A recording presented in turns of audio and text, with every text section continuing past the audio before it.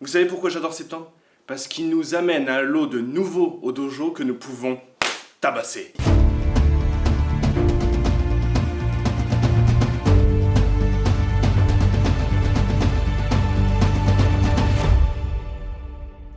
Je vais le dire plus sérieusement, mais le mois de septembre nous offre beaucoup de nouveaux qui passent le cap, qui franchissent le cap de passer la porte du dojo.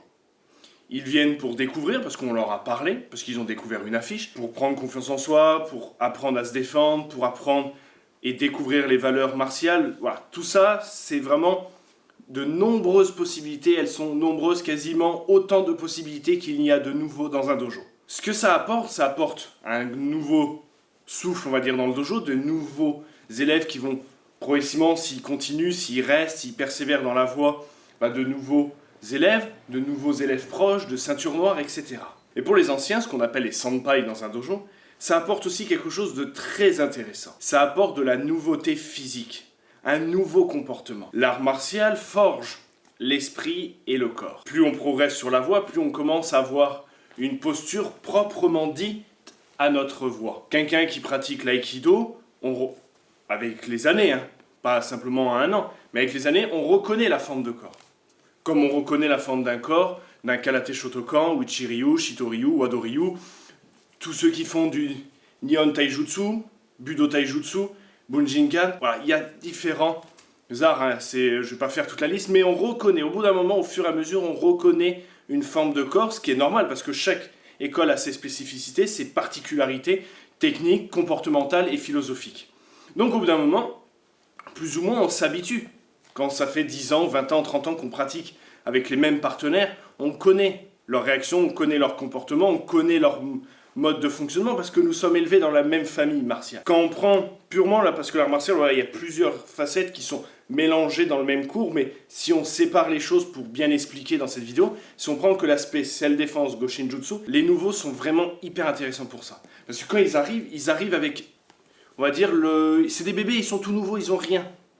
Donc quand on passe avec eux, le sensei, votre sensei a montré la technique, maintenant il faut la refaire, lui, là vous êtes face au nouveau, vous êtes face à l'incertitude. Parce que lui-même ne sait même pas ce qu'il va faire, lui-même n'est même pas sûr d'avoir compris ce qu'il fallait faire, la direction du mouvement, donc il va lancer un pseudo-mouvement qui va peut-être être proche de la réalité, mais voilà, ces coups de pied ne vont pas être forgés dans la forme de corps que votre école vous offre, ni ses coups de poing, ça va être très primaire ces mouvements. Et c'est ce que nous allons retrouver comme comportement dans la rue. C'est ça qu'on va retrouver. Il faut faire attention des fois à cause des films et tout ça, parce qu'il faut des méchants quand même. Parce que pour avoir un bon héros dans un film, il faut avoir des bons méchants. Si les mecs, on prend John Wick ou Jason Statham ou Jason Bourne, ou Stallone, des trucs comme ça. S'ils avaient un adversaire pourri, vous vous rendez compte les combats de John Wick? T'as le gars, voilà, ça rendait pas. Il faut que les méchants savent se battre pour que le héros puisse avoir du répondant et des belles techniques.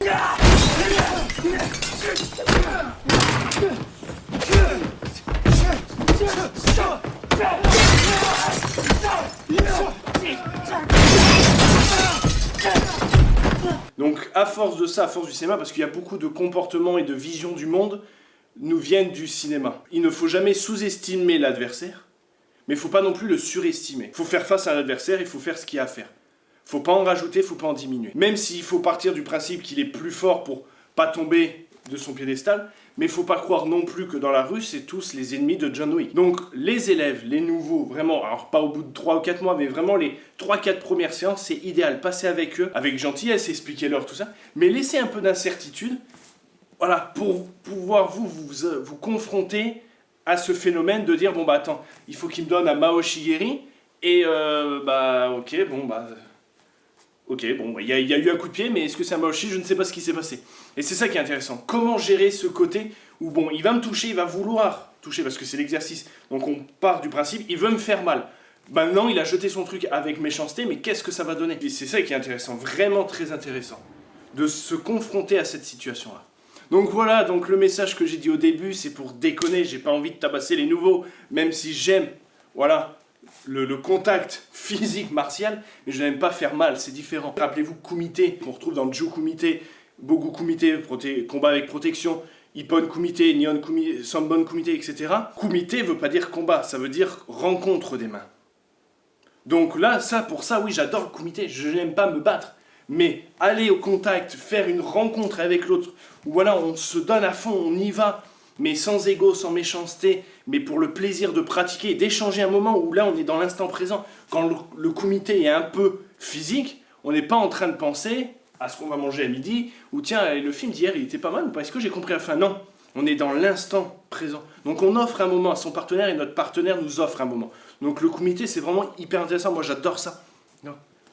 Esprit guerrier, cœur pacifique, me battre dans la rue, ça m'intéresse pas. J'ai pas envie, je vais tout faire pour éviter le combat. Mais si, malheureusement, je dois faire face, là, j'ai pas de problème à y aller. Parce que j'ai une certaine possibilité qui va me permettre de peut-être réagir correctement à la situation. Donc là, oui, je vais tout faire. Mais si je peux éviter au max, j'évite. Mais si, au moment donné, il faut y aller, là, j'ai pas de problème. Là, j'ai aucun problème. C'est ça, l'art martial. C'est éviter le combat jusqu'au moment où on ne peut plus. Et quand il faut y aller, on n'a aucun problème à y aller. Mais on va passer 99% de notre temps à ne jamais le faire. Mais si le 1% nous laisse pas le choix, là, on n'a pas de problème, on ne va pas subir la situation. Donc c'est vraiment hyper intéressant, les nouveaux, pour plein de raisons dans la voie martiale. D'accord? Parce qu'ils amènent une nouvelle personnalité dans le dojo, de nouveaux éléments de pratique, notamment cette incertitude face à la nouveauté, où lui ne sait même pas. Alors après, il y a des pratiquants, des débutants qui arrivent et qui ont un petit bagage, une petite valise, une petite banane, où ils ont 2-3 ans de judo, un peu par-ci, un peu par-là, un peu de ça, un peu de ci, un peu... Mais il y a des gens qui viennent dans un dojo, qui ont 30, 40, 50 ans, et qui n'ont rien fait. Et qu'il y a eu un élément qui les a déclenchés pour X raison de passer à ce moment-là à la porte du dojo. Et eux, vraiment, ce sont des bébés, ce sont des tout nouveaux. Et là, leur comportement face à un mouvement, face à une clé, côté Gaishi, Ikkyo, etc. Là, ça va être intéressant. J'espère que vous avez compris mon message, j'espère que vous accueillez avec bienveillance et sympathie vos nouveaux dans vos dojos, et que voilà, vous les utilisez, c'est pas le terme utilisé, mais vous, voilà, prenez ce qu'ils vous offrent, parce qu'ils ont beaucoup à vous apprendre en 2-3 séances quand ils arrivent. J'espère vraiment que cette vidéo vous a intéressé, vous avez compris le message, et je vous dis à très bientôt dans une prochaine vidéo, et n'oubliez pas d'avoir l'esprit guerrier et le cœur pacifique. Ciao les amis! Hey!